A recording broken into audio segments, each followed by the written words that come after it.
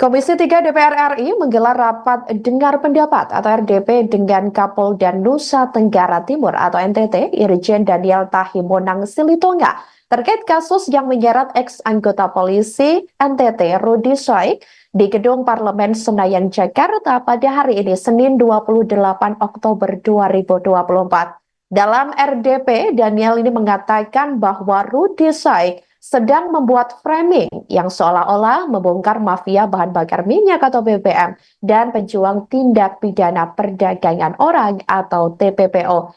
Daniel mengatakan bahwa Rudy Said tidak terima atas pemberhentian tidak dengan hormat atau PTDH dirinya.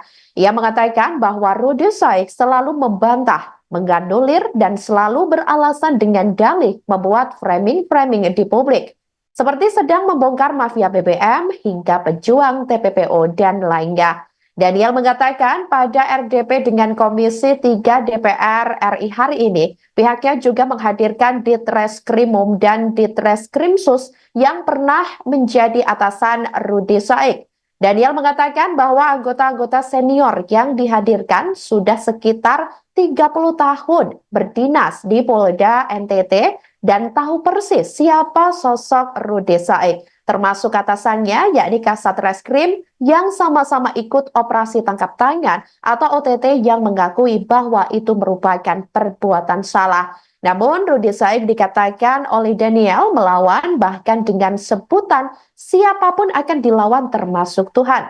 Sementara itu Daniel juga mengungkapkan alasan memberi sanksi PTDH terhadap Rudy Saik. Dia memastikan hukuman itu bukan karena yang bersangkutan telah mengungkap praktik mafia BBM di Kupang NTT. Daniel menyebut semula Rudy Saik ini dilaporkan ke Propam Polda NTT karena diduga pergi karaoke ketika masih dalam jam bekerja. Rudy Saik sebelumnya diketahui merupakan anggota Korps Bayangkara yang pernah menangani kasus-kasus perdagangan orang di Kupang.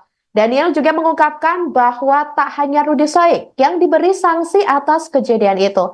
Adapun Kasat Reskrim Polresta Kupang Yohanes Suhardi dan dua polisi wanita atau Polwan yakni Ibda Lucy dan Brigadir Jen ini juga mendapatkan sanksi. Kemudian Propam Polda NTT menghukum keempat orang tersebut setelah dibawa ke sidang etik. Mereka diberhentikan atau diberi hukuman maksud kami berupa meminta maaf pada institusi, ditempatkan di tempat khusus selama 7 hari dan demosi selama 3 tahun.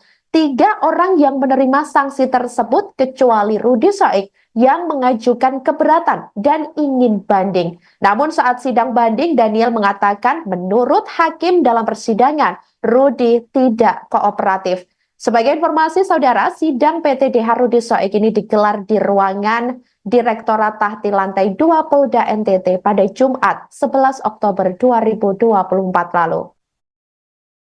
Ibda Rudy Soik setelah dilakukan OTT di tempat karaoke ini, Ibda Rudy Soik sengaja membuat kondisi dan situasi yang melakukan penangkapan terhadap orang yang diduga pelaku BBM.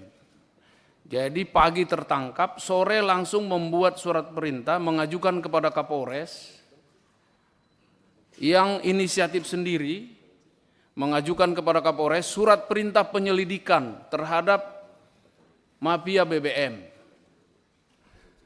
Nah, menjadi lucu dalam penelitian para hakim dan pemeriksa bahwa tindakan yang dilakukan oleh Ibda Rudy Soik ini hanya untuk memframing bahwa dia tidak bersalah dan selalu mengakui bahwa tindakan yang di karaoke ini adalah dalam rangka anef kasus BBM.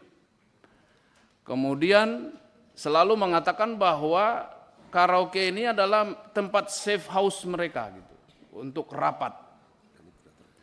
Tetapi pemeriksa dan hakim disiplin tidak bisa membuktikan itu dan justru sebaliknya informasi berdasarkan pemeriksaan semua saksi-saksi termasuk pegawai karaoke manajer karaoke, dan Kasat Reskrim yang hadir, yang pada saat itu hadir, dan 3 polwan ini. Dan mereka disidangkan secara terpisah, secara split. Download Tribun X sekarang, menghadirkan lokal menjadi Indonesia.